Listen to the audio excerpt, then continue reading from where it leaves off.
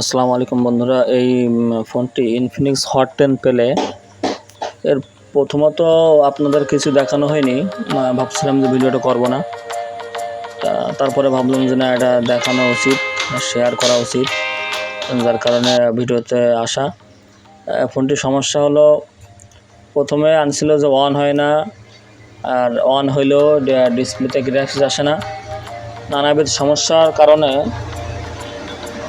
আমার কাছে আনা। আর এগুলো আপনার দেখলাম যে পাওয়ার আইসি এর সমস্যা। প্রথমত পাওয়ার আইসি চেঞ্জ করলাম, তারপরে অন হলো, কিন্তু সেটা কোনো রকম গ্রাফিক্স আসে না, আবার আসে কোনো সময় চলে যায়, এভাবে আর কি।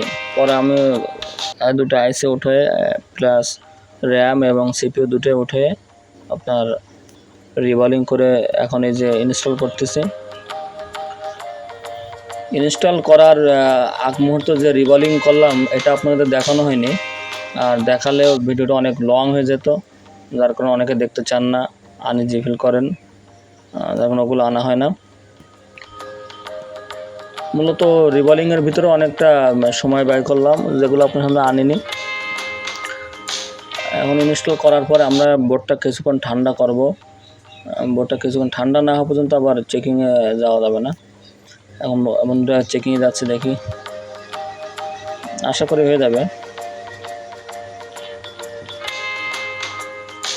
আলহামদুলিল্লাহ বন্ধুরা, হয়ে গেছে।